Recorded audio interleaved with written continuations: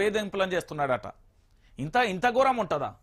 ఇంత ఘోరం ఉంటుందా? ఇక చూడు, కొట్టుకుపోయిన తుంగభద్ర గేటు 19వ గేటు చైన్ లీక్ తెగిపోవడంతో కారణం గేట్లు ఎత్తి భారీగా దిగువకు నీటిని విడుదల. కర్ణాటకలోని కొప్పల్ జిల్లాకు హెచ్చరికలు. ఆంధ్రప్రదేశ్లోని కర్నూలు జిల్లా అప్రమత్తం. 70 ఏళ్ల డ్యామ్ చరిత్రలో ఇదే ప్రథమం అంటూ కూడా ప్రధాన అంశానికి సంబంధించి కూడా హైలైట్ చేసింది. సో మొత్తానికి ఏంది అంటే తుంగభద్రకు సంబంధించి 19వ గేట్ అయితే కొట్టుకుపోవడంతో ఒత్తిడి తగ్గించేందుకు మరో 7 గేట్లు కూడా తెరిచి నీటిని కిందికి వదులుతున్నారు. 65 టీఎంసీల నీటిని వదిలితే తప్ప మరమ్మతులకు సాధ్యం కాదని అధికారులు చెప్తున్న పరిస్థితి కనబడుతుంది. ఇక దాంతో పాటుగా మరో అంశం, ట్రయల్ రన్ లో భాగంగా భద్రాద్రి కొత్తగూడెం జిల్లా ములకలపల్లి మండలం పూసగూడెం వద్ద సీతారామ ప్రాజెక్టు 2వ పంప్ హౌస్ నుంచి ఉరకలేస్తున్న ఉప్పొంగుతున్న గోదావరి జలాలు.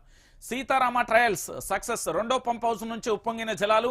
ఉమ్మడి ఖమ్మం జిల్లా కోసం కేసీఆర్ జల సంకల్పం. ప్రారంభానికి సిద్ధమైన ప్రాజెక్టు 2 ఏళ్లలో పూర్తి స్థాయిలో సాగునీళ్లు.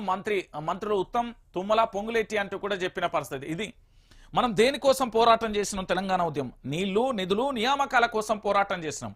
ఆ నీళ్లకు సంబంధించే పూర్తి స్థాయిలో కూడా ఏ విధంగా ఉన్నది, ఎట్లున్నది అని చూస్తున్నారు. కేసీఆర్ కాళేశ్వరం ప్రాజెక్టుతో పాటు చాలా అనుబంధ ప్రాజెక్టులను కూడా కట్టాడు.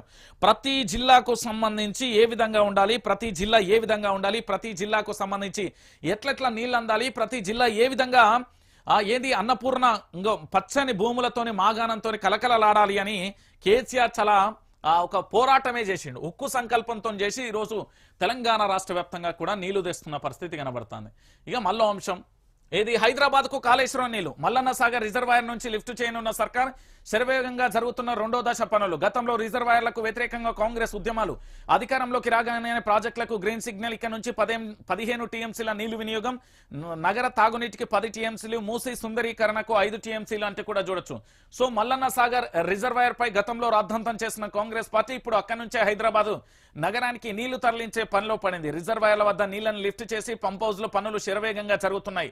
నాడు కాళేశ్వరం ప్రాజెక్టు ఉదాహరణ నానా యాగి చేసిన కాంగ్రెస్ నేడు ఆ గోదావరి నీళ్లతోనే భాగ్యనగర ప్రజలకు దాహార్దిని తీర్చేందుకు సిద్ధమవుతుంది. అధికారం కోసం ప్రజలను తప్పుదోవ పట్టించిన హస్తం పార్టీ ఇప్పటికైనా ఆ ప్రాజెక్టు ప్రాధాన్యత గుర్తించినందుకు బీఆర్ఎస్ శ్రేణుల్లో హర్షం వ్యక్తం చేస్తున్నారు.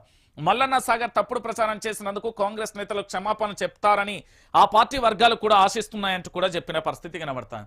నేను ఏమని చెప్తున్నా అంటే గుర్తుపెట్టుకోరు, తెలంగాణ రాష్ట్ర వ్యాప్తంగా కూడా కాళేశ్వరం ప్రాజెక్ట్ అనేది తెలంగాణ ప్రాంత బిడ్డలకు ఒక గుండె లాంటిది. చాలా క్లియర్గా చెప్తున్నా.